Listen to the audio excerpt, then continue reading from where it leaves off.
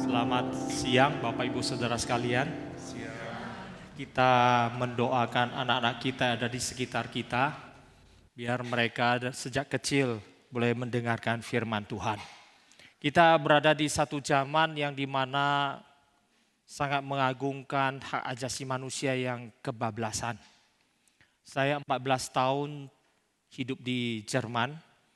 Mereka memberikan kebebasan kepada anak-anak mereka sejak kecil boleh memilih. Akhirnya di dalam keberdosaan manusia, anak-anak mereka memilih untuk menjalani jalan keberdosaan sampai akhir. Ini adalah kelemahan terbesar di dalam kebudayaan barat selama 100 tahun terakhir yang terlambat disadari, terlambat. Hari ini mereka menyadari kebebasan yang kebablasan ini. Sampai akhirnya anak-anak mereka itu mengambil jalan kalau kita hari ini bagi menjadi sayap kiri dan sayap kanan. Anak-anak mereka itu berada di jalan sayap kiri. Apa yang otoritas katakan A, mereka katakan B. Itu menjadi pola pikir mereka. Mereka nggak peduli mana yang benar. Yang pasti kalau otoritas bilang A, mereka harus bilang B. Itulah yang mereka kerjakan di dalam sayap kiri.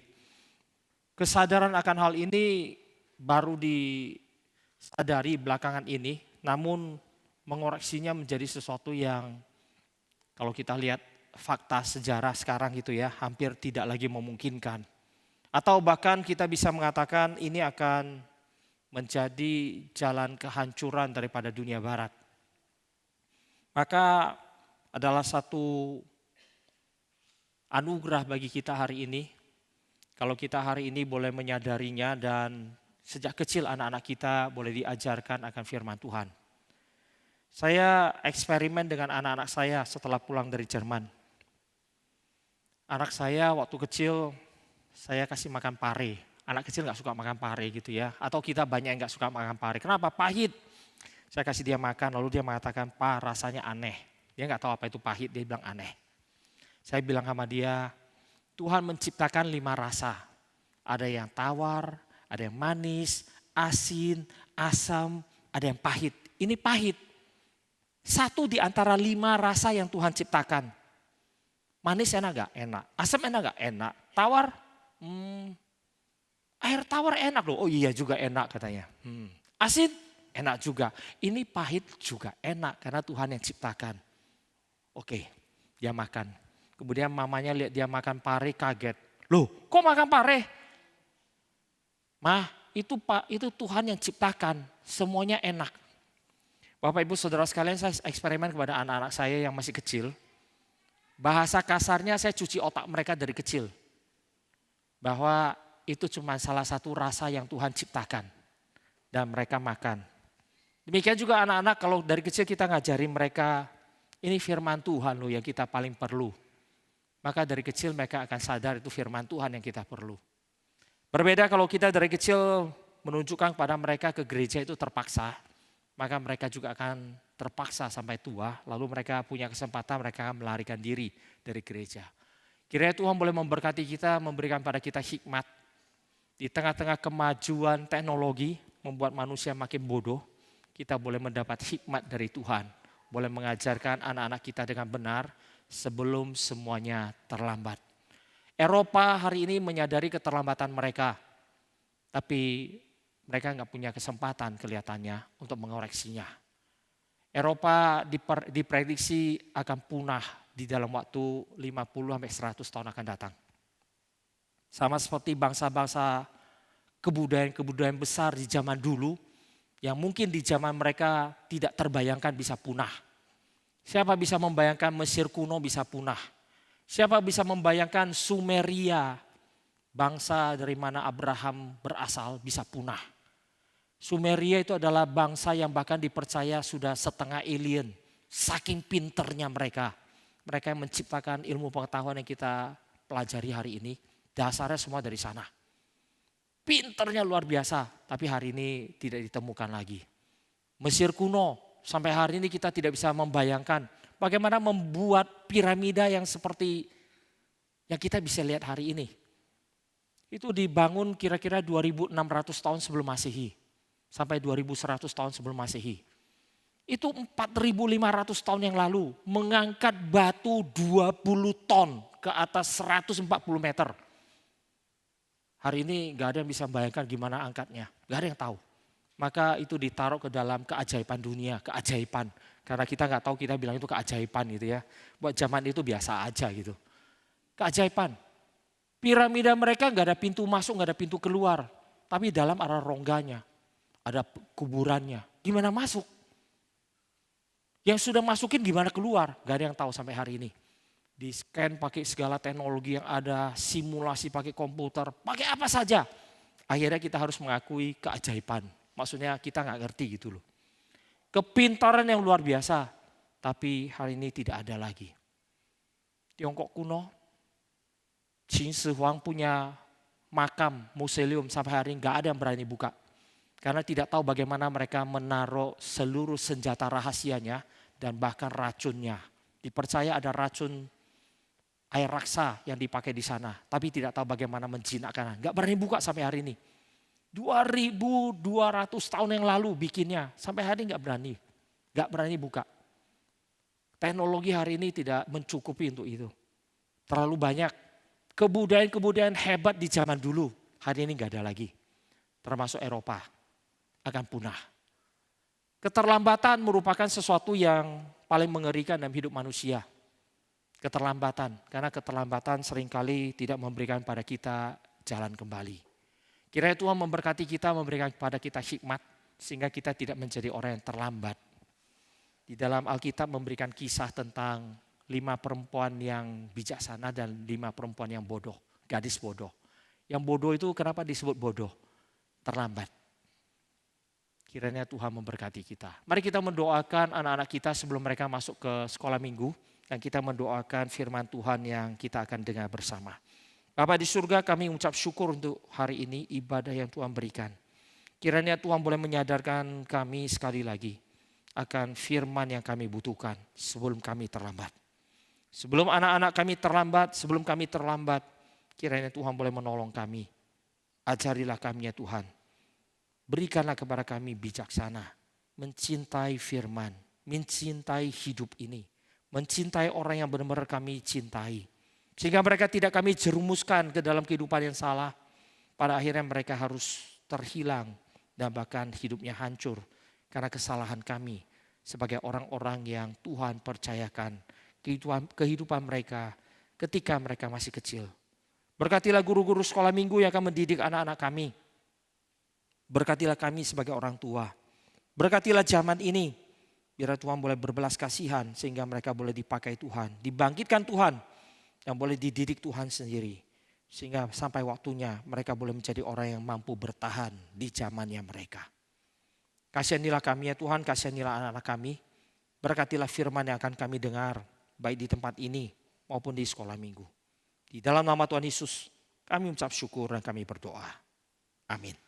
Oke, anak-anak boleh masuk ke kelas sekolah minggu. Kita doakan mereka boleh mendengar firman dan mereka boleh mendapatkan firman yang Tuhan sediakan bagi mereka pada hari ini. Baik Bapak Ibu Saudara sekalian, mari kita membuka ayat Alkitab, kita baca dari Kejadian pasalnya yang ke-11, kita membaca Kejadian pasal ke-11, ayatnya yang pertama sampai yang ke-9. Kejadian pasal ke-11, ayatnya yang pertama sampai ayatnya yang ke-9.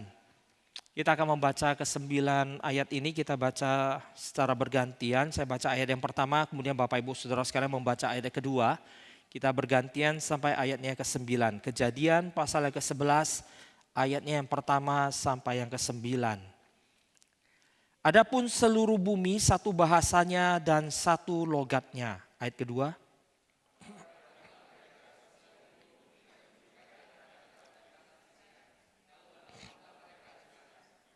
Mereka berkata seorang kepada yang lain, marilah kita membuat batu bata dan membakarnya baik-baik. Lalu bata itulah dipakai mereka sebagai batu dan tergala-gala sebagai tanah liat.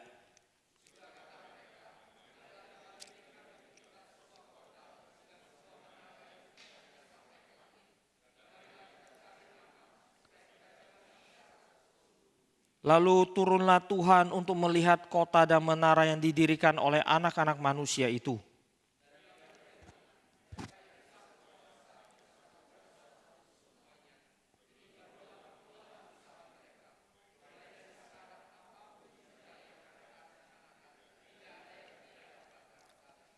Baiklah kita turun dan mengacau balaukan di sana bahasa mereka sehingga mereka tidak mengerti lagi bahasa masing-masing.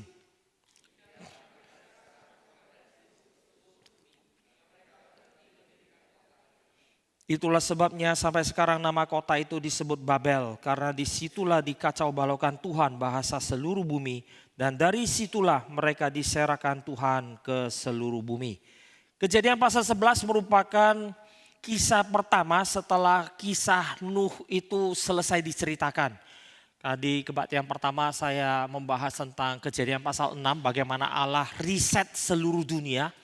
Setelah Tuhan menciptakan dunia ini, kemudian dikatakan Kejadian pasal 3 manusia jatuh dalam dosa.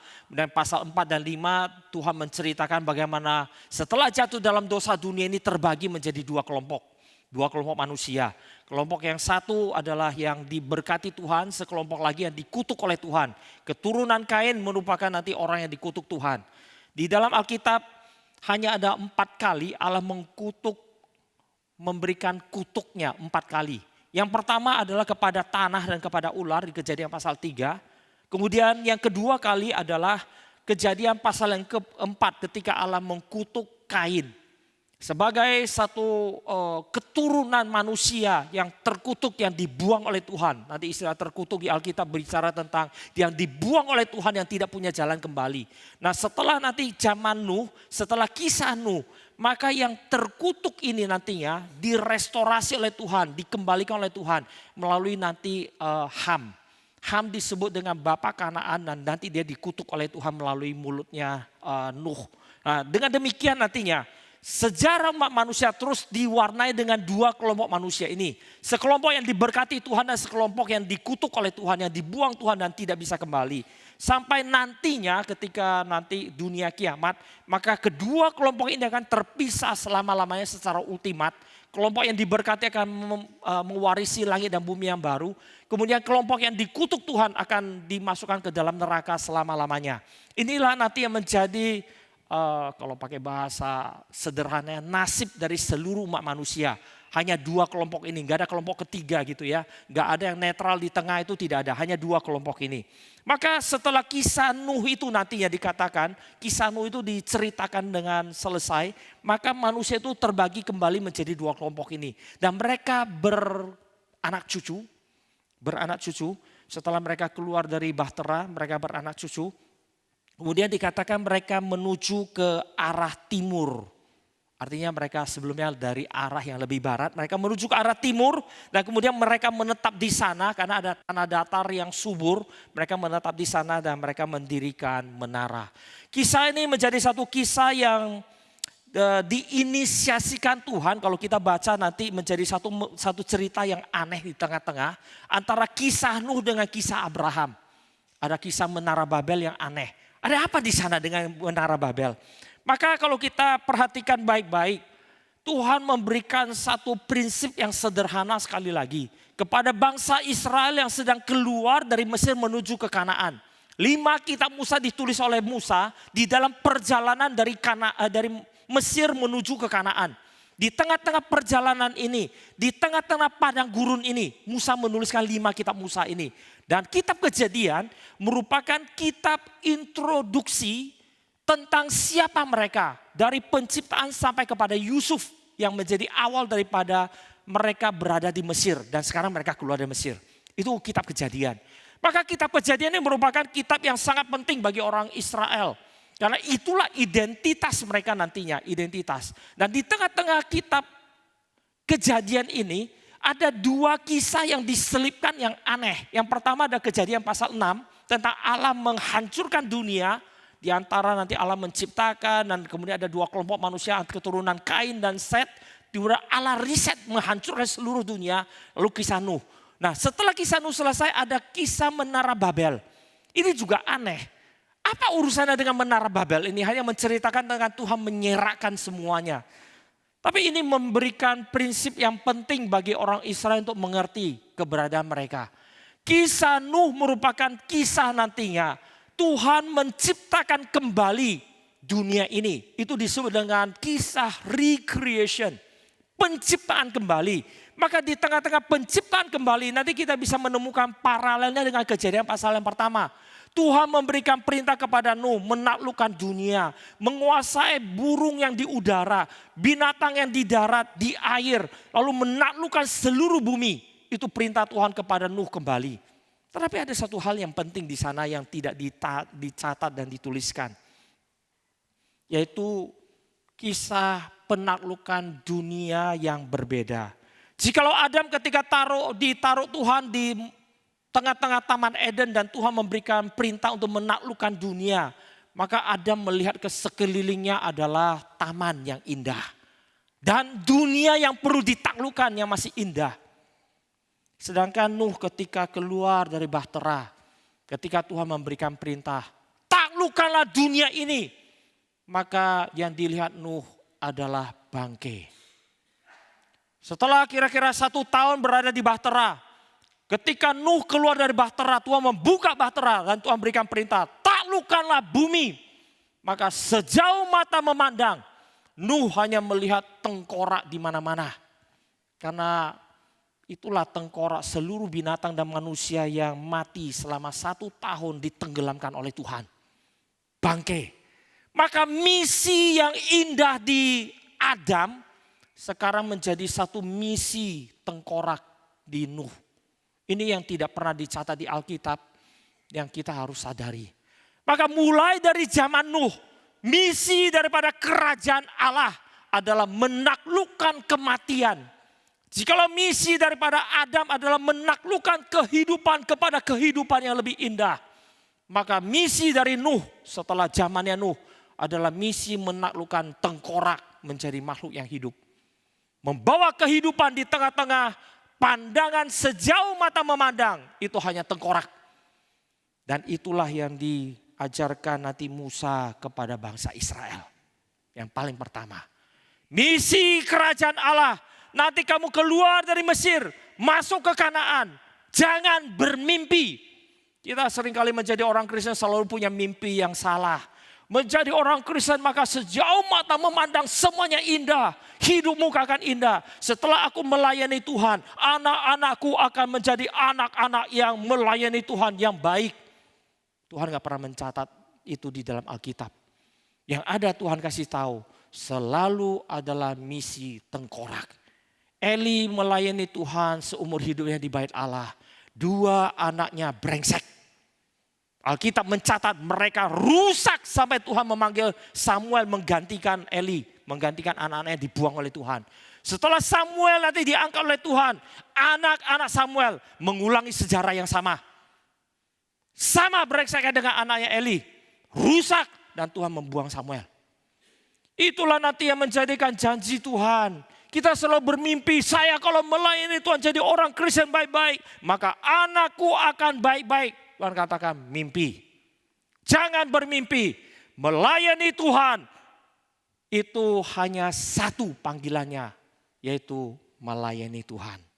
Tuhan tidak pernah berjanji setelah kamu melayani Tuhan, kamu menjadi kaya, lancar, sehat, gak ada masalah, gak ada penyakit, anak-anak baik-baik semua. Alkitab nanti memberikan gambaran yang terus-menerus berulang. Hal yang sangat mengerikan. Hal yang sangat mengerikan. Termasuk dalam sejarah, nanti kalau kita melihat dalam sejarah dunia, Allah juga menggambarkan hal yang sangat mengerikan.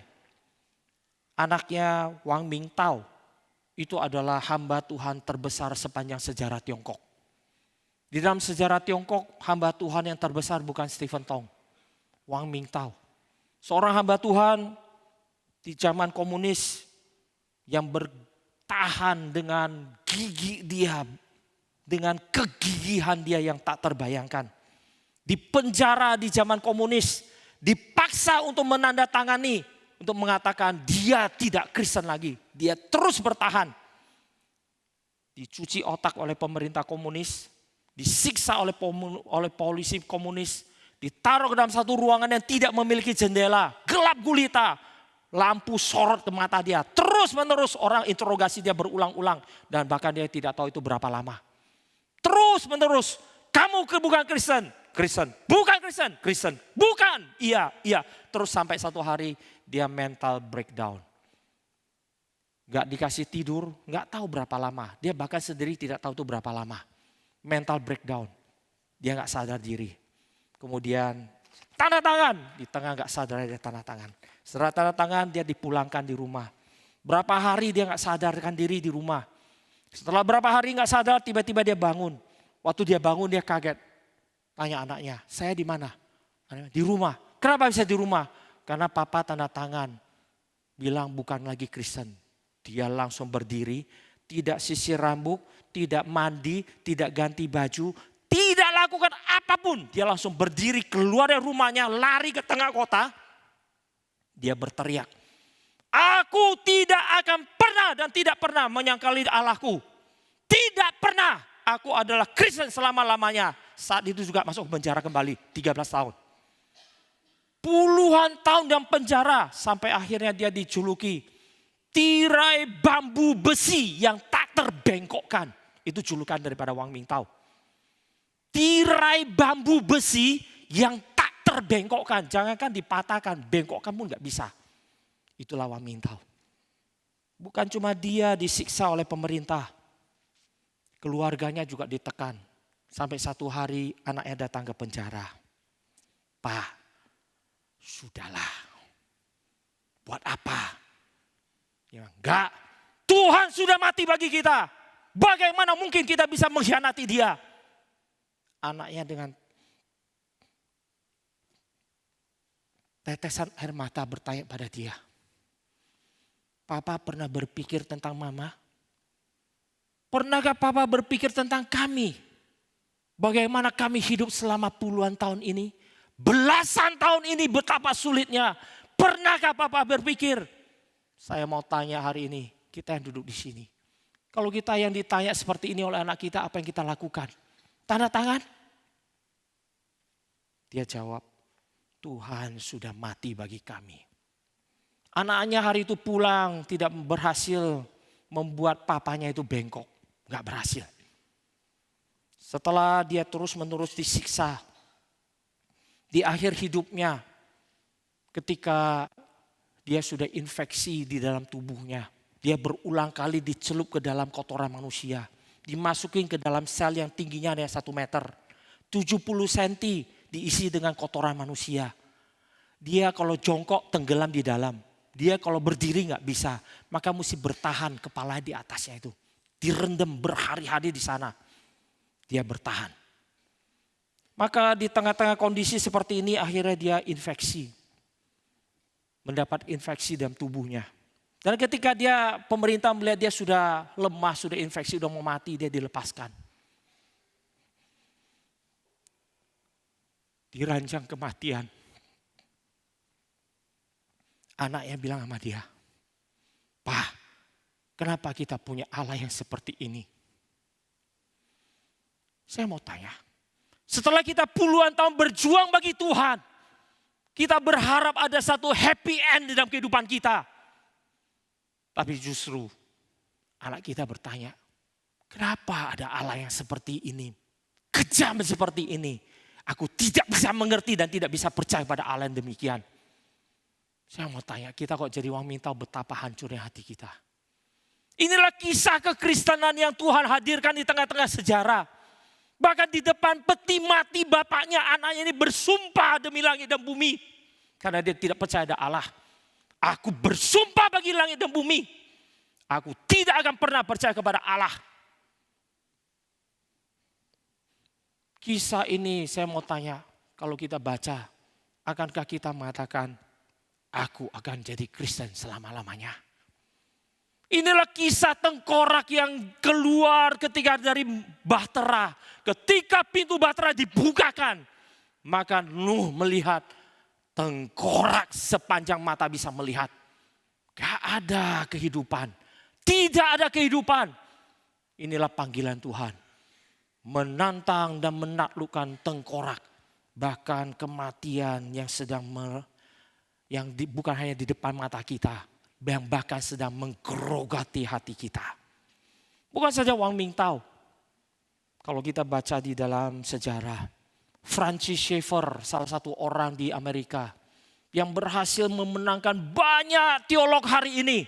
Banyak teolog yang kita kenal hari ini merupakan hasil pelayanan dia. Dia membuka satu pelayanan pemuda di Swiss. Mendirikan satu institusi namanya La Abri. Memanggil anak-anak muda pintar. Kemudian menantang mereka, berdiskusi dengan mereka. Memenangkan mereka bagi Kristus. Lalu kemudian mereka pelayanan satu persatu. Anaknya mentertawakan dia. Anaknya mentertawakan dia.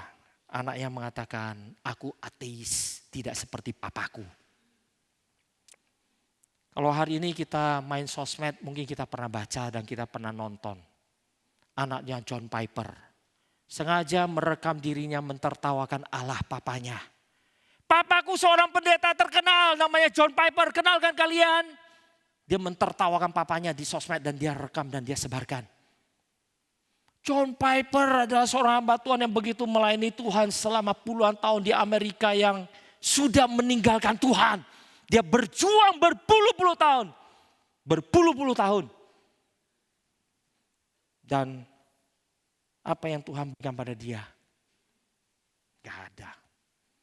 Maka mari kita belajar untuk mengerti. Ketika Tuhan memberikan pada kita kesempatan melihat tengkorak dengan benar. Itulah anugerah Tuhan. Mulai kisah Nuh. Musa mengingatkan bangsa Israel. Kamu boleh melihat tengkorak dengan benar. Itu adalah anugerah. Karena orang di dunia ini melihat tengkorak itu sebagai emas. Kamu harus bisa melihat tengkorak itu sebagai tengkorak. Itulah misi mulai hari di mana pintu bahtera dibukakan. Maka hari ini saya mau tanya. Kita yang hari ini hidup di zaman ini, apa yang kita lihat tentang dunia ini? Bisakah kita melihat tengkorak yang ada di depan mata kita? Atau kita sedang melihat tambang-tambang emas yang mesti kita gali bagi diri kita sendiri? Inilah yang terjadi di Menara Babel. Setelah berapa ratus tahun, kalau kita baca itu berpuluh generasi nantinya, kita nggak tahu berapa lama. Tapi yang pasti, setelah bergenerasi berapa ratus tahun, maka keturunan Nuh lupa akan misi tengkorak ini. Mereka pergi ke tanah Sinear, lalu mereka melihat, wah tanah ini subur. Mereka lupa itu adalah bekas tengkorak yang ada di sana. Mereka tidak lagi melihatnya dan mereka melupakannya. Lalu mereka mendirikan menara Babel yang tinggi untuk menunjukkan, inilah pencapaian kami. Inilah yang perlu kami kerjakan. Inilah yang harus kami kerjakan. Yaitu menaklukkan bumi, menjadikan kami hebat. Bapak ibu saudara sekalian, Musa dengan sangat cepat setelah kisah Nuh mengingatkan, manusia itu hatinya bengkok. Hati-hati. Kita hari ini mungkin tidak semua dari keluarga Kristen. Saya bukan dari keluarga Kristen. Papa mama saya ateis. Dari kecil saya diajarkan Tuhan itu ini, dua ini. Kalau kamu kerja dapat makan, gak kerja gak usah ngarap. Dua, mau jadi orang kamu mesti berjuang dari kecil. Saya diajar oleh papa saya dengan sangat keras. Jadi orang kalau bisa kerja sendiri, dapat uang sendiri, tidak perlu malu.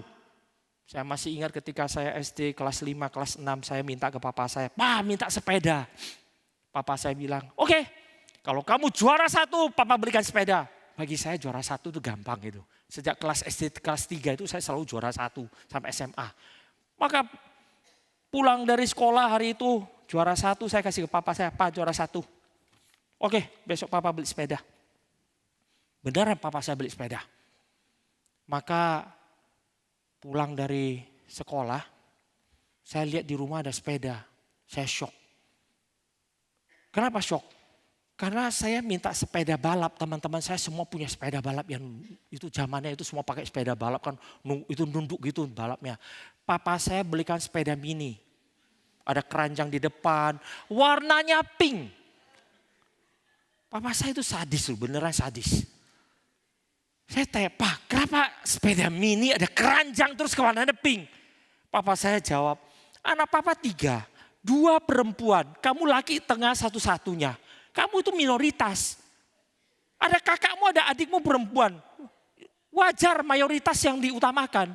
Maka sepeda mini, pink, bukan sepeda balap. Kalau anak papa 3-3-nya laki beli sepeda balap.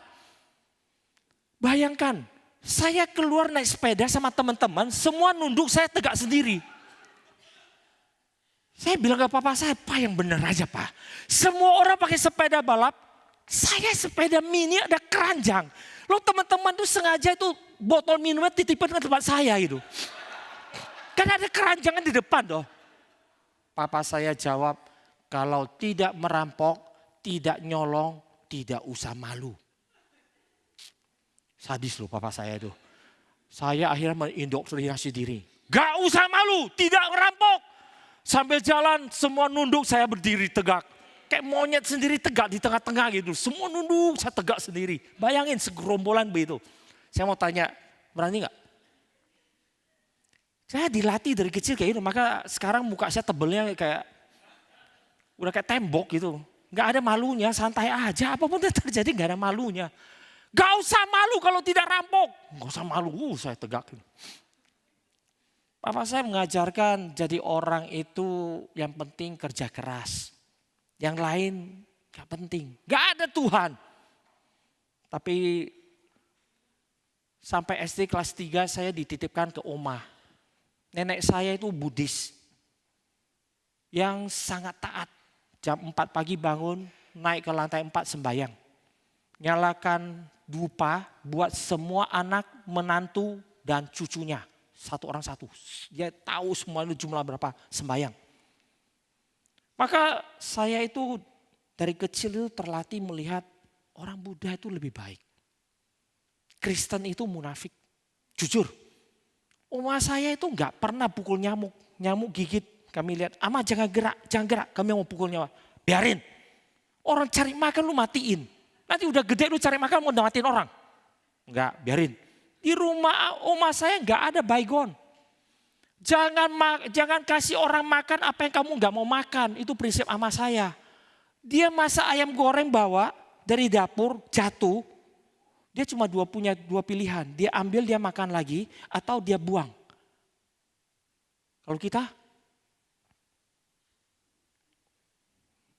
Kalau jatuh kita kasih ke siapa?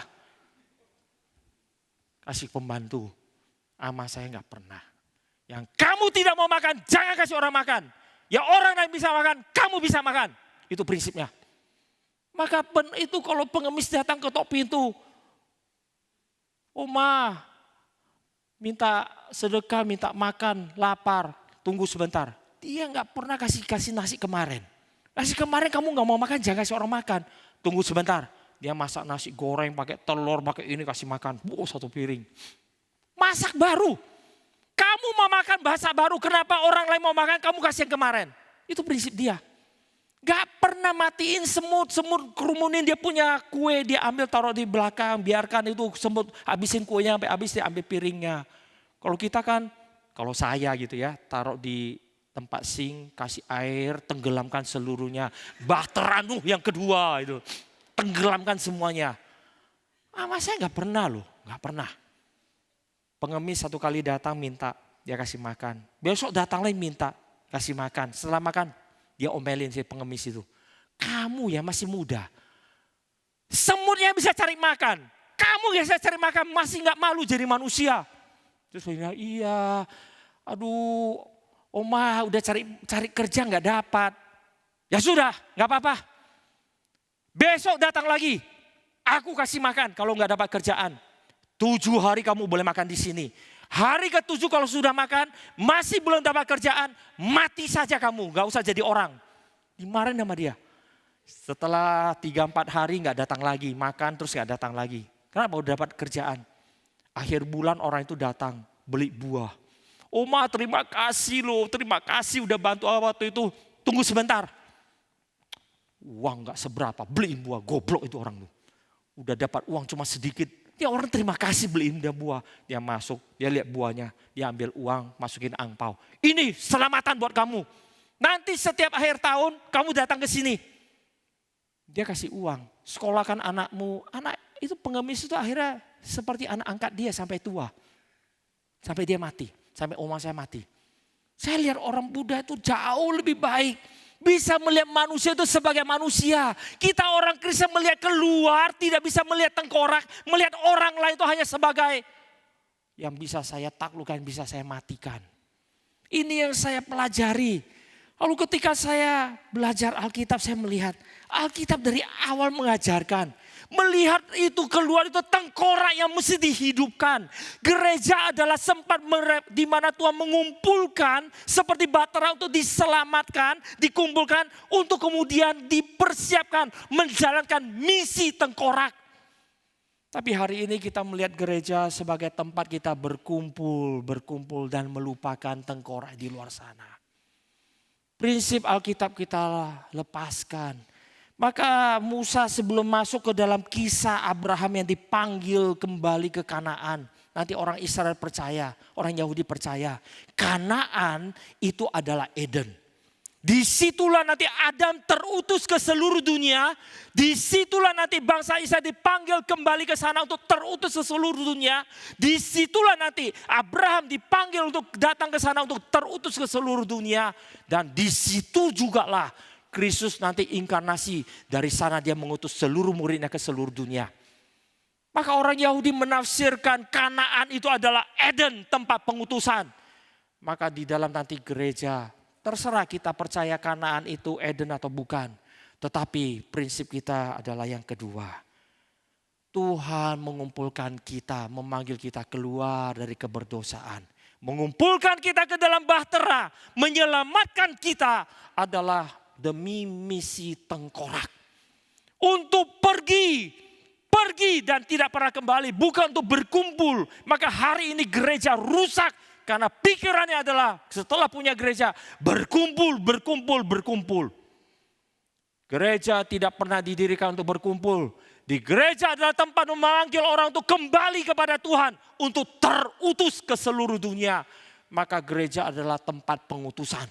Gereja bukan tempat berkumpul. Hari ini banyak gereja terus memikirkan fellowship, gathering.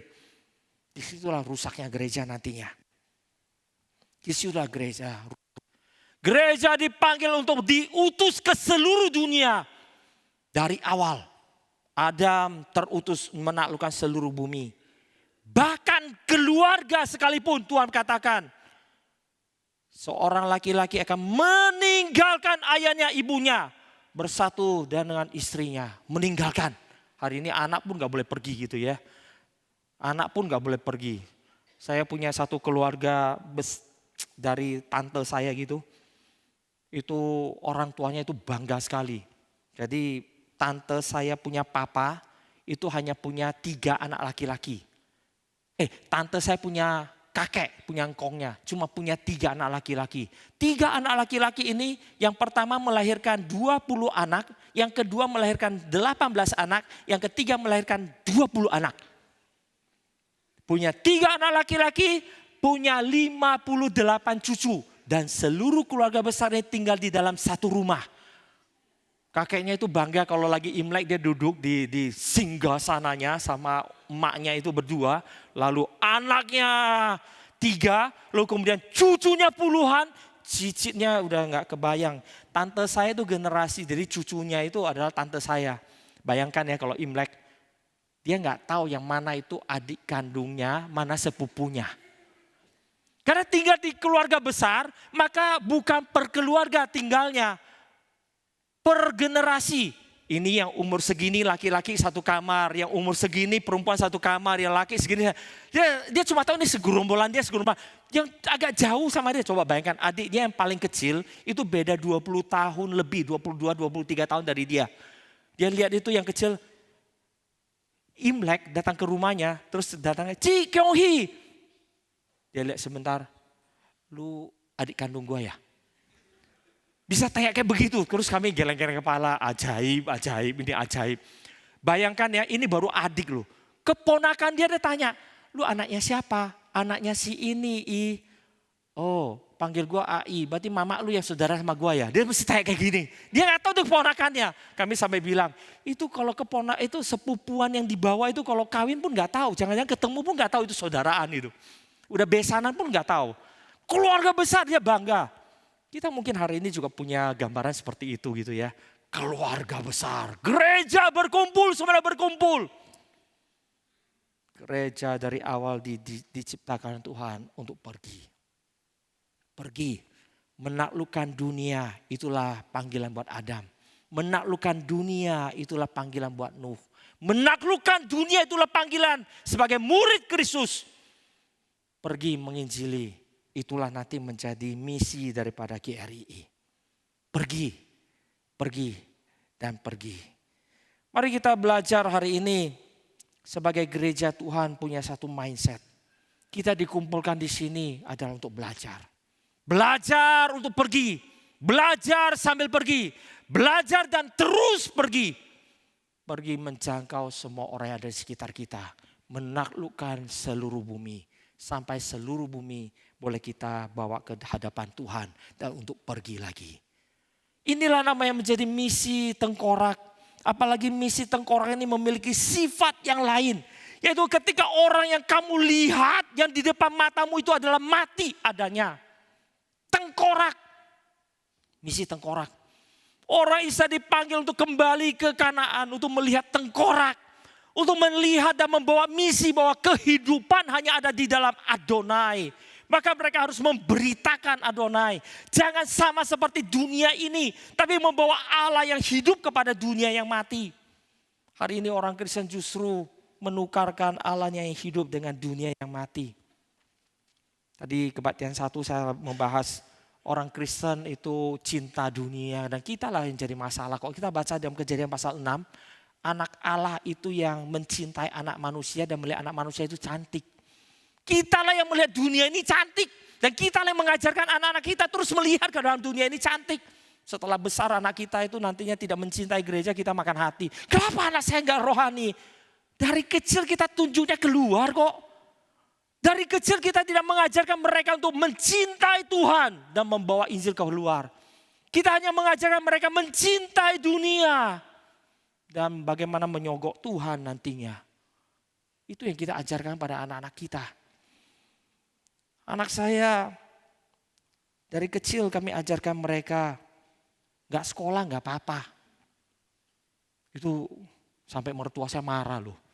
Kalian ini berdua ini aneh. Berdua lulusan Jerman, otaknya error. Enggak error gitu, cuma mencoba untuk mengembalikan aja otaknya yang benar. Anak kami homeschooling. Jadi kalau ada pelayanan, hari ini gak usah sekolah. Kenapa? Papa sibuk pelayanan, mama mau ke sini, papa mau. Kalian mau ikut mana? Ikut mama aja, mama. Karena ikut papa gak ada masa depan itu. Ikut papanya bisa seharian gak makan, ikut mama paling gak masih dapat makan itu. Sama papa bisa seharian gak makan loh, sampai malam baru belum makan ya, yuk kita makan yuk. Pengalaman 1 kali cukup gitu ya, udah gak mau ikut lagi gitu. Ikut siapa? Papa dan mama. Gak usah sekolah gak apa-apa. Orang selalu bertanya kenapa anak saya homeschooling? Untuk mengembalikan prinsip ini. Pelayanan, firman Tuhan, gereja Tuhan, untuk membawa misi Tuhan di dalam menjalankan misi tengkorak ini. Melampaui segala sesuatu yang untuk diri. Untuk apa kamu sekolah? Supaya aku pintar. Untuk apa pintar? Supaya bisa cari makan. Untuk apa cari makan? Supaya kaya. Gak ada gunanya. Gak perlu. Tidak perlu. Anak saya. Gak perlu Pak cari uang. Gak perlu. Jadi yang penting kamu bisa jadi anak Tuhan. Makan apa? Makan cintanya Tuhan. Itu jawaban saya itu. Makan cintanya Tuhan. Kenapa gak mungkin? Dari zaman dulu belum ditemukan uang, orang juga hidup kan dipelihara Tuhan. Kenapa hari ini kalau nggak ada uang nggak bisa hidup? Saya dari kecil itu, ya kami orang Medan kan matanya hijau walaupun kelihatannya coklat dan hitam gitu ya. Orang Medan kan matanya hijau katanya. Jadi mata kami itu selalu lihatnya itu semua bentuknya itu dolar gitu, euro, hijau lah pokoknya hijau. Maka dari kecil saya diajar untuk menghitung uang dengan sangat cepat. Bayangkan matematika saya jelek waktu kecil. Papa saya ngajarin. Bayangkan itu duit. Itu ajaran papa saya. Masa matematika anaknya nggak bisa, bukan diajari matematika. Cuma dikasih tahu. Bayangkan tuh duit. Duit ya Pak ya? Iya. Kalau sampai teman nomek berapa? Gopek. Udah tulis. Cepet itu, cepet. Beneran, sampai hari ini saya kalau menghitung itu otak saya itu nggak bisa gitu. Tapi kalau hitung duit cepet. Cepet banget. Itu apa ya, BIOS, kalau ngerti BIOS itu kan. Itu kan program yang sudah ada di dalam microchip itu. Itu sudah terbangun, sudah terprogram di dalam otaknya itu. Nggak usah belajar, otomatis bisa. Maka saya dari kecil itu otak saya duit. Sampai ke Jerman setelah lulus SMA mau kuliah, saya nggak tahu mau kuliah apa. Saya nggak punya cita-cita mau kuliah apa. Cita saya adalah kaya. Tapi sampai di Jerman karena masuk IPA, sekolahnya cuma bisa masuk Technical University, Universitas Teknik. Sampai saya lulus college nggak tahu mau kuliah apa. Saya pergi ke universitas tanya itu profesornya, bagian apa sih itu namanya, pembimbing akademis gitu. Saya tanya dia, saya mau kuliah tapi saya nggak tahu mau kuliah apa. Profesornya masih baik hati loh. Kamu suka apa? Saya pikir-pikir, saya jawab, duit. Prof itu bingung. Ini universitas teknik, nggak ada bagian ekonomi. Ya saya sukanya duit. Oke. Kalau kamu suka duit, kamu cari teknologi paling baru aja. Apa yang teknologi paling baru? Kamu kuliah elektro, bagian mikroelektronik. Tahun 90 itu kan baru mulai booming. Kamu kuliah itu, karena itu lagi booming. Oke, langsung saya mau pergi daftar. Cepat karena ada duitnya banyak, semangat saya. Oke, saya langsung mau daftar. Sini. Belum selesai. Kuliah mikroelektronik ada 2 bagian. Satu bagian desain, satu produksi. Kamu yang mana? Desainnya produksi Indonesia nggak mungkin. Udah, bye. Sebentar sini dulu. Desain pun masih bagi 3. Ada yang digital, ada analog, ada yang campuran, mix. Mau tahu pertanyaan berikutnya siapa? Dari 3 ini, mana yang paling dibutuhkan dan yang paling sedikit orang bisa? Profesornya langsung senyum menjawab. 95% kuliah yang lulusan yang digital. 5% yang analog. Yang mix sinyal TU Berlin dengan mahasiswa 110.000 mahasiswa. Elektro ada kira-kira 10.000 mahasiswa. 3 tahun hanya lulus 1. Saya langsung bilang, here I am. Setelah masuk saya baru tahu kenapa 3 tahun baru keluar 1. Susahnya itu setan pun nggak ada di sana. Setan pun nggak mau masuk sana. Saya begitu masuk kuliah saya bingung. Yang kuliah cuma 4 orang. Ini les apa kuliah? 4 orang. Minggu depan masuk lagi 3 lagi hilang. Sisanya sendiri mateng nih gila ini. Saya kuliah setengah mati tapi demi uang. Demi masa depan. Makanya saya suka bilang anak zaman sekarang goblok gitu ya. Gini saya bilang, zaman papa bisa gerak loh. Kalian gini goblok nih beneran. Ya kan zaman sekarang kan gini-gini itu goblok minta ampun. Zaman saya tuh yang bisa gerak itu. Ini gak bisa gerak, gak ada gunanya. Saya akhirnya masuk ke sana kuliah. Profesor saya menjamin ketika saya tinggal sendiri. Profesor saya mengatakan, Edward kalau kamu lulus, bahkan nanti ketika kamu lulus, kamu tidak perlu cari kerja. Kerjaan yang akan cari kamu, saya bilang cocok. Ya benar, sebelum saya lulus saya udah ditawarin kerja, begitu kerja, lulus begitu kerja, baru 2 minggu, 3 minggu. Headhunter udah datang tawarin 3 kali lipat, 5 kali lipat. Itu kalau saya kutu loncat gitu ya, loncat sana sini itu kaya saya rasa. Itu cepat sekali saya bisa kaya. Tetapi sekali lagi, mata kita dari kecil, otak kita dari kecil diajar untuk melihat sesuatu yang lain. Melihat tengkorak yang kita lihat itu selalu melihat bagaimana saya bisa jual tengkorak itu. Mendapatkan uang. Otak kita adalah dipakai untuk dilatih sedemikian rupa menghasilkan uang. Padahal Alkitab mengajarkan dari awal setelah bahtera Nuh itu dibukakan. Maka Nuh dikasih lihat tengkorak yang mesti ditaklukkan. Disitulah dia mengatakan, here I am. Dia mendirikan mezbah. Dia mendirikan mezbah untuk menunjukkan, aku takluk kepada panggilan Tuhan. Hari ini Bagaimana kita melihat dunia ini? Panggilan Tuhan menjadi hamba Tuhan kita bergumul bertahun-tahun. Panggilan Tuhan menjadi orang kaya tidak perlu berpikir. Profesor saya mengatakan kuliah mikroelektronik, saya langsung jawab iya. Padahal saya nggak tahu itu apa. Karena apa? Karena dia mengatakan banyak uangnya. Iya. Di tengah jalan saya terpanggil menjadi hamba Tuhan, bergumul 5 tahun sampai depresi. Saya kok jadi Tuhan tepuk jidat loh dong. Kamu jadi orang ini namanya orang Kristen. Dipanggil jadi orang kaya langsung jawab iya. Gak perlu tahu itu apa. Tapi dipanggil menjadi hamba Tuhan. Bergumul 5 tahun sampai depresi. Iyakah Tuhan? Yang benar aja. Mungkinkah? Kalau jadi orang kaya gak perlu tanya. Ya kan hari ini. Orang Kristen macam apa gitu kita hari ini. Mari kita kembalikan cara berpikir yang benar. Gereja Tuhan dipanggil untuk menaklukkan dunia. Bukan menaklukkan dunia dalam konteks menaklukkan dunia supaya saya menjadi orang kaya raya yang memiliki seluruh dunia. Menaklukkan dunia adalah melihat tengkorak untuk dihidupkan. Itulah panggilan kita. Mari kita belajar menjadi anak Tuhan. Belajar menjadi seorang yang dipanggil Tuhan untuk menjadi berkat bagi dunia ini. Saya punya seorang teman, saya kagum kepada dia. Dia Kristen, ketika mau masuk fakultas kedokteran di UI. Di zamannya kami itu susah sekali. Karena dia Kristen, orang Batak. Susah sekali. Dia ujian akhirnya masuk. Setelah masuk dia dapat IPK yang cukup baik. Maka dia mau masuk spesialis. Begitu masuk spesialis dikerjain lagi. Masuk spesialis anak dikerjain, ditanya. Nanti kamu sumbang ke fakultas berapa? Kalau misalnya umpamanya diterima, dia jawab, saya terpanggil untuk menjadi dokter anak bagi yang mereka yang tidak punya. Itu profesornya ketawain dia loh. Wah, sudahlah. Gak usah idealis, kamu jawab ini dulu, kasih berapa? Aku gak bisa katanya, gak punya uang. Karena aku punya cita-cita seperti itu. Diketawain. Singkat cerita dia boleh masuk ke dalam UI, akhirnya dia dikerjain. Dari dia masuk sampai dia lulus, jaga malam di IGD. Jaga malam IGD kalau enggak di tempat-tempat itu anak-anak yang terminal ill. Dia mesti melihat anak-anak itu masih kecil bergumul dengan kematian.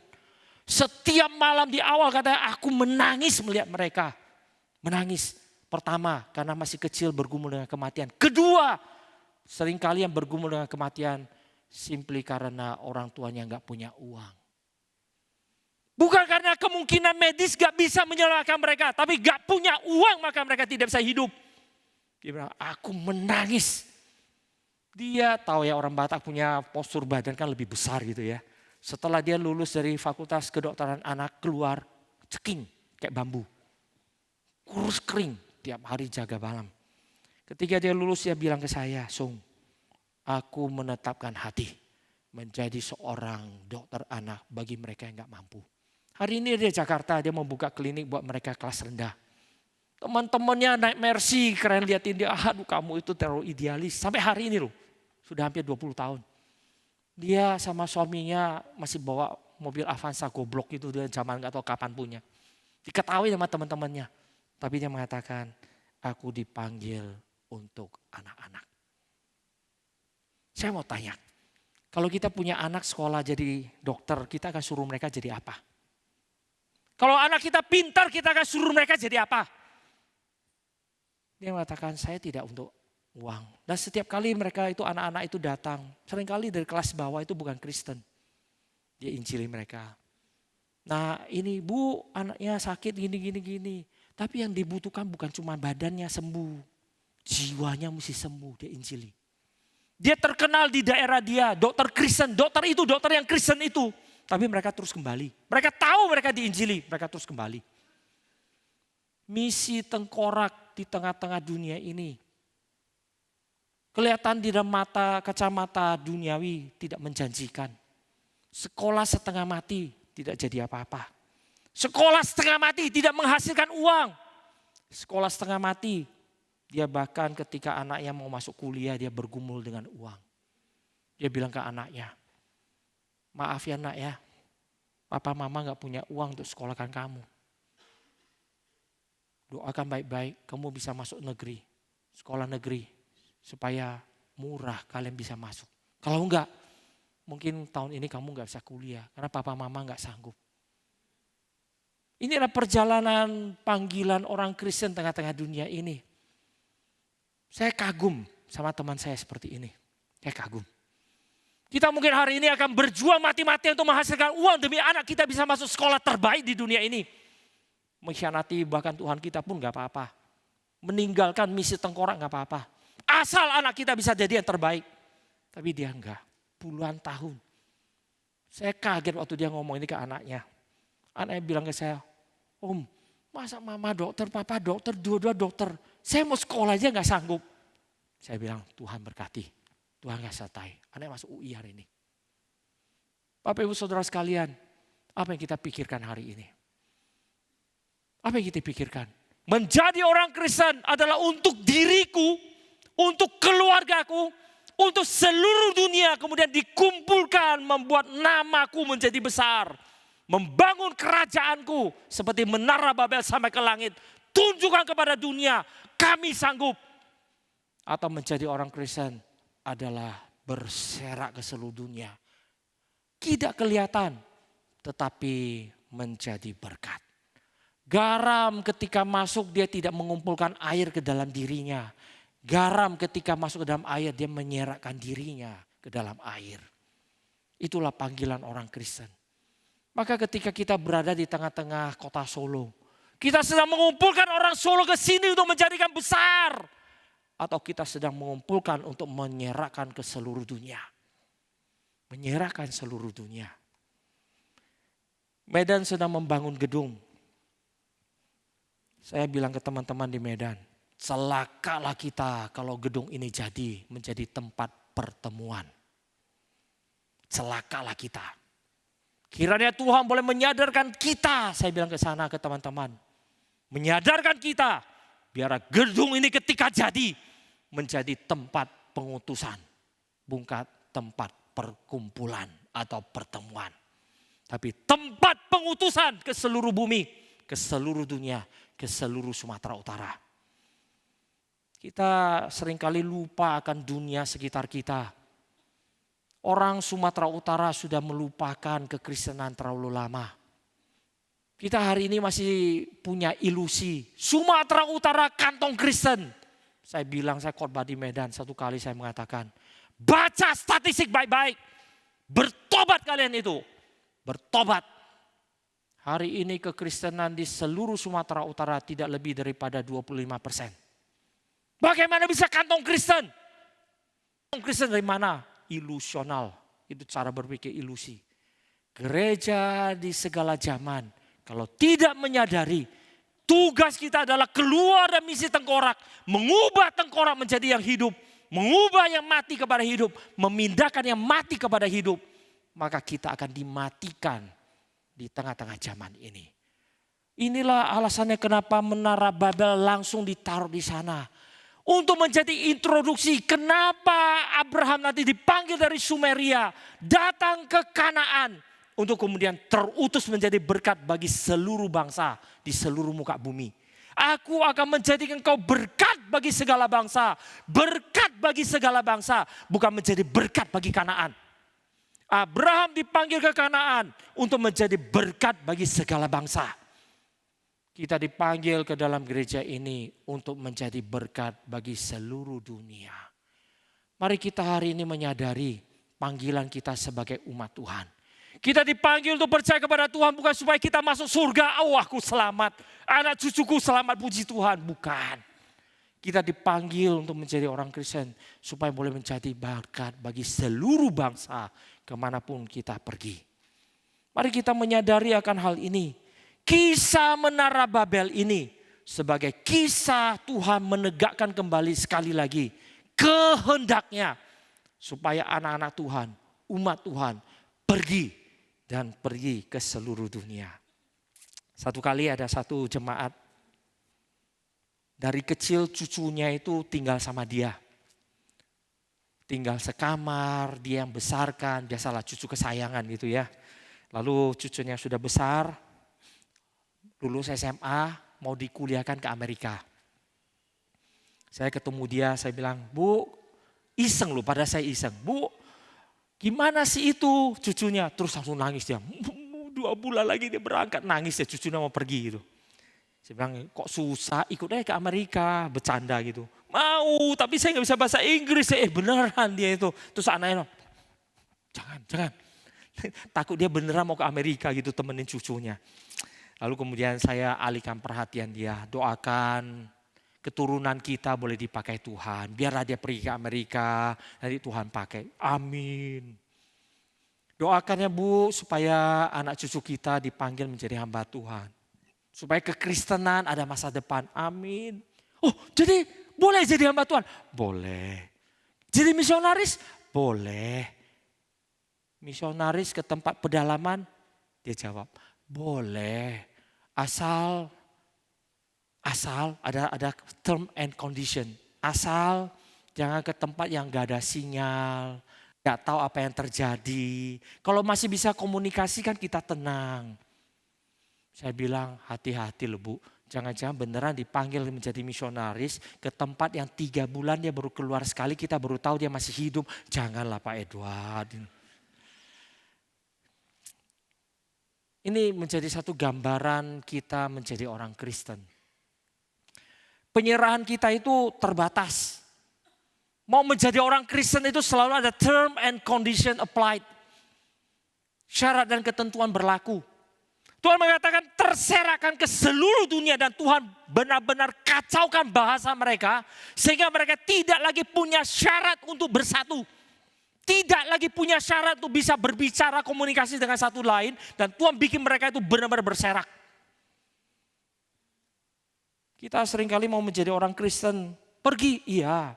Tetapi term and condition applied. Jadi orang Kristen, iya. Tapi. Saya satu kali tertipu. Pulang, ini kan saya cuma 2 hari gitu ya. Kok 2 hari saya tuh parkir itu mobil di bandara. Lebih gampang, lebih murah itu. Lalu satu kali saya pulangnya malam. Berapa tahun yang lalu. Malam. Mau keluar dari bandara. Itu di pelangnya tiba-tiba ada tulisan gede. Cashback 50%. Gede. Bu, 50%. Terus lihat ada iklannya itu. Saya lihat belakang gak ada mobil, mundur. Biasalah. Orang Medan kan hitungan duit itu kenceng gitu ya, cepet sekali. Saya mesti bayar 150.000, cashback 50%, 75.000, lumayan kan. Mundur saya, install isi, terus udah masuk, bayar, pulang. Sampai di rumah, cashback masuk, goceng. Kok cuma 5.000, kurang ajar. Katanya 50%, mesti 75.000, kenapa cuma 5.000? Berapa waktu kemudian saya ke bandara lagi, saya sengaja lihat bener. Cashback 50%. Terus ada bintang kecil banget. Sampai saya nggak kebaca, saya pakai HP itu foto lalu perbesar. Maksimal 5.000, kurang ajar nggak?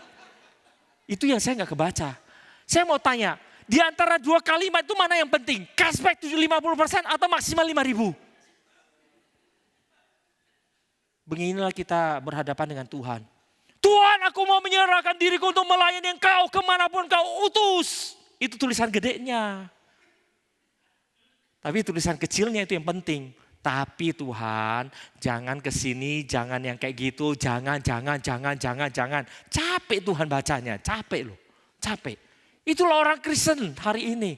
Tuhan, aku mau melayani Engkau, tapi. Maka setiap kali saya kalau konseling pranikah itu teman-teman itu anak-anak yang mau menikah, saya konseling mereka sebelum pemberkatan nikah, saya suruh mereka bahas satu hal. Kenapa kamu cinta dia? Biasalah anak-anak pemuda kan. Karena dia rohani kok. Sampah saya bilang. Sampah, kenapa kamu cinta dia? Oh karena dia melayani. Saya baru memberkati pernikahan 2 minggu lalu.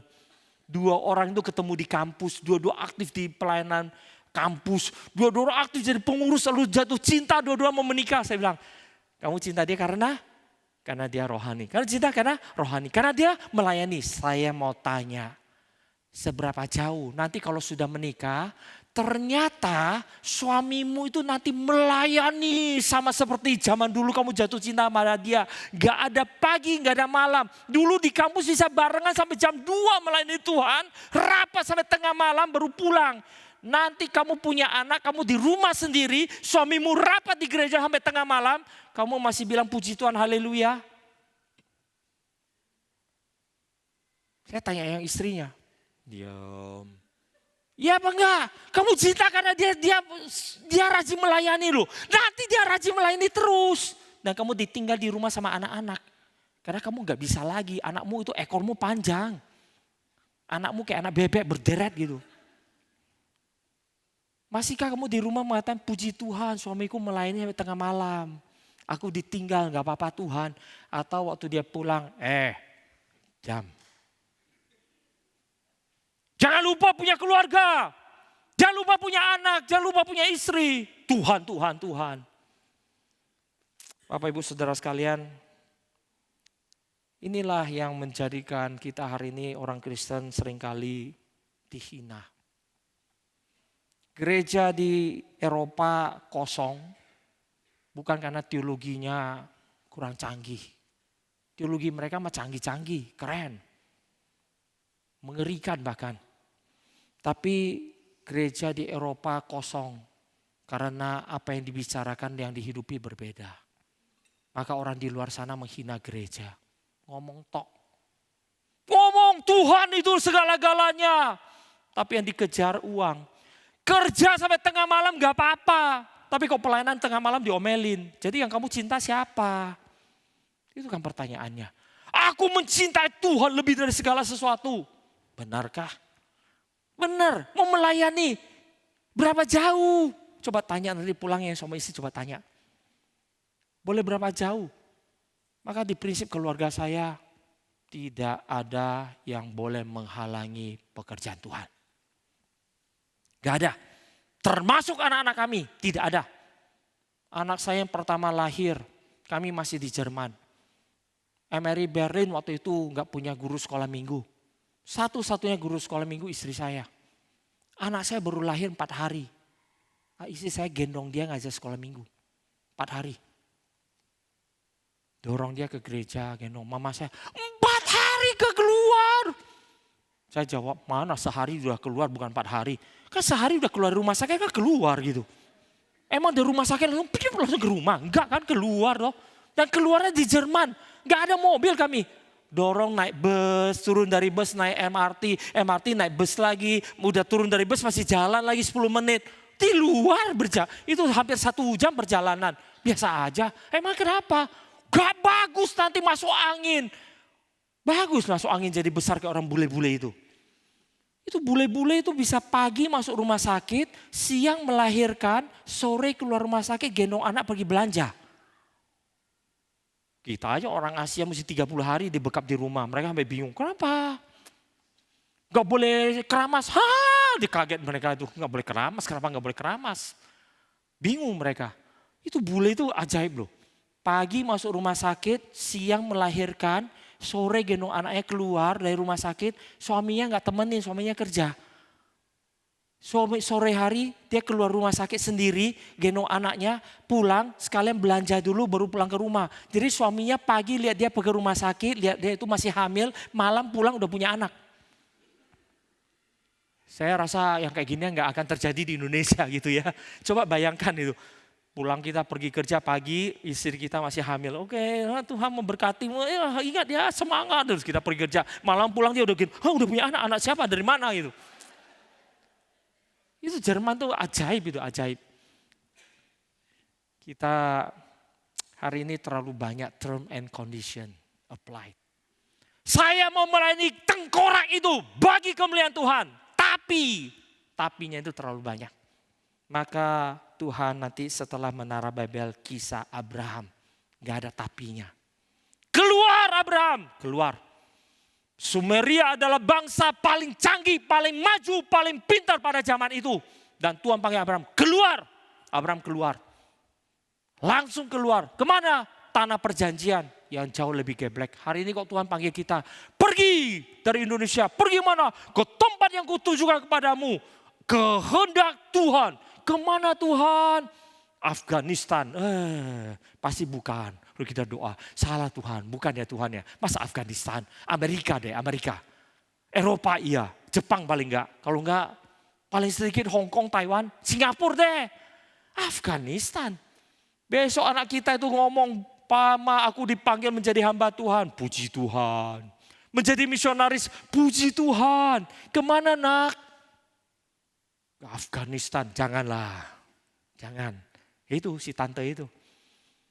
Tante nanti kalau anaknya, Bu, kalau cucunya dipanggil jadi hamba Tuhan, jadi misionaris, boleh, puji Tuhan. Misionaris ke pedalaman, puji Tuhan gak apa-apa. Tapi jangan ke tempat yang gak ada sinyal, yang saya gak tahu cucu saya masih hidup apa enggak. Yang mesti bisa tetap koneksi, punya komunikasi. Enggak, ke tempat yang 3 bulan baru keluar sekali, baru tahu dia masih hidup. Janganlah, dunia ini masih luas kok Pak Edward. Mari kita hari ini sadar. Panggilan itu tidak ada syaratnya. Inilah yang disebut dengan kisah Menara Babel. Introduksi menuju kepada Abraham. Tuhan manggil menyerahkan, membuat tidak ada syarat. Semua tidak ada yang bisa komunikasi, tidak bisa kong kali kong, tidak bisa membuat perjanjian. Keluar, pergi. Kiranya Tuhan boleh memberkati kita di tempat ini. Menjadi satu gereja yang bermisi tanpa syarat. Tidak ada term and condition applied. Selama itu kehendak Tuhan, itu sah. Itulah yang terjadi dalam gerakan ini. 3 bulan yang lalu Pak Tong setelah acara BCN dan NRITC, setelah selesai kami review makan siang bersama Pak Tong dengan beberapa pengurus TEMI. Di tengah-tengah makan siang, Pak Tong cerita, kita mesti buat KIN. Iya Pak Tong. Kapan Pak Tong? Tahun ini. Kapan? Oktober. 3 bulan. Masih 3 bulan. Setelah itu Pak Tong pergi ke GCT ke Amerika. 2 minggu lebih baru pulang. Sisa 2,5 bulan. Saya mau tanya, ada yang mau jadi panitia? Pak Tong sih gak mau peduli gitu ya. Sudah, karena waktu singkat, Johan yuk jadi ketua. Asung yuk bikin acara. Timothy urus semua yang lain sisanya. Hah? Gak usah ha. Lanjut. 2,5 bulan. Oke lah gak apa-apa. KIN. Berapa banyak orang Pak Tong kita mau jangkau? 500, 1000, 4.000 kata Mesias. Sesekali nanti kita bikin acara di Solo mau gak? Gaya gerakan reform Injili. Mau gak? Minggu depan Pak Tong, ini kan Pak Tong lagi di Korea. Minggu depan nanti kan pulang. Setelah pulang saya ajak Pak Tong ke Solo. Untuk membuat NRIC di Solo. Akhir tahun ini. Masih ada 2 bulan loh, masih. Menjangkau 4.000 orang. Saya percaya pengurusnya itu mengundurkan diri semua. Hilang, tiba-tiba sakit perut masuk rumah sakit pun gak apa-apa. Belajar untuk mengatakan, iya Tuhan. Gak ada term and condition, gak ada. Atau mengatakan ini kehendak Tuhan, mari kita kerjakan. Tahu dari mana? Tunggu aja tanggal main udah selesai, kita lihat 4.000 yang datang kehendak Tuhan. Berani loh Pak Tong mengatakan 4.000. 2,5 bulan, 4.000 orang, gimana ceritanya? Mulai dari nol, brosur belum ada, sistem pendaftaran belum ada, programnya belum ada, semua belum ada. 2,5 bulan, selesai. Mari kita belajar melihat bagaimana Tuhan bekerja. Ketika Nuh melihat tengkorak dan dia melihat misi ini, dia membangun mezbah. Kiranya Tuhan boleh menolong kita melihat sekeliling kita dan kita mengatakan, ya Tuhan. Karena itulah jawaban gereja di tengah-tengah zaman di mana Tuhan memanggil kita, di mana Tuhan mengumpulkan kita dan Tuhan menjadikan kita. Mari kita berdoa. Bapa di surga, kami minta ampun. Karena kami telah menghilangkan ciri gereja Tuhan. Sambil kami mengatakan kami adalah gereja Tuhan. Kami di dalam kemalasan kami, di dalam kerusakan dan kebengkokan hati kami telah menjadikan gereja Tuhan kehilangan giginya. Kehilangan arah, kehilangan bahkan misinya. Tuhan ampuni kami. Kiranya hari ini ketika Tuhan boleh menyadarkan kami, Tuhan boleh sekali lagi menolong kami menyadari kami harus berubah. Dan kami harus sekali lagi mengembalikan makna panggilan gereja Tuhan di tempat di mana Tuhan menempatkan kami. Sehingga keberadaan kami sebagai gereja Tuhan boleh benar-benar menjadi berkat bagi banyak orang. Tolong kami ya Tuhan tempat ini, berkati GRI Solo. Bukan hanya sebagai tempat bersekutu dan puas dengan jumlah orang yang hadir atau jumlah orang yang banyak. Tapi biar kami baru puas ketika hati Tuhan boleh kami puaskan. Rencana Tuhan boleh kami genapkan. Kehendak Tuhan boleh kami kerjakan. Tolong kami ya Tuhan, berikanlah kami kerelaan. Berikanlah kami hati yang mau siap untuk menjalankan apa yang Tuhan inginkan. Tanpa meminta imbalan, meminta balasan dari Tuhan. Karena kami sadar keberadaan kami boleh menjadi gereja Tuhan, itulah sebenarnya upah kami. Seperti Rasul Paulus mengatakan, upahku dalam memberitakan Injil adalah bahwa aku boleh memberitakan Injil. Berikanlah kami hati boleh mengamini ayat-ayat seperti ini. Sehingga kami rela menjadi orang Kristen, menjadi gereja Tuhan yang diutus oleh Tuhan. Ke tengah-tengah zaman ini, kemanapun kami Tuhan tempatkan. Tolong kami Tuhan, berkatilah kami, bangkitkan kami. Jangan biarkan kami hanya mampu menjadi penikmat dan menjadi orang yang terus memperalat anugerah Tuhan bagi diri kami sendiri. Tapi biarlah kami boleh menjadi anak-anak Tuhan yang boleh meresponi anugerah Tuhan, meresponi kehendak Tuhan dan menjalankannya bagi kemuliaan Tuhan. Terima kasih Tuhan untuk hari ini, untuk firman yang Tuhan berikan dan menyadarkan kami. Kiranya Tuhan berikan pada kami pertobatan yang sejati. Berikan kepada kami hati yang rela menjadi gereja Tuhan yang sesungguhnya. Karena itulah nanti menjadi tanda kami sedang berjalan menuju kepada anugerah Tuhan yang Tuhan sedang sediakan pada akhirnya. Terima kasih Tuhan, berkatilah apa yang kami dengar hari ini. Biar boleh mengubah hati kami, membangkitkan kami sekali lagi. Di dalam nama Tuhan Yesus kami mengucap syukur dan kami berdoa. Amin.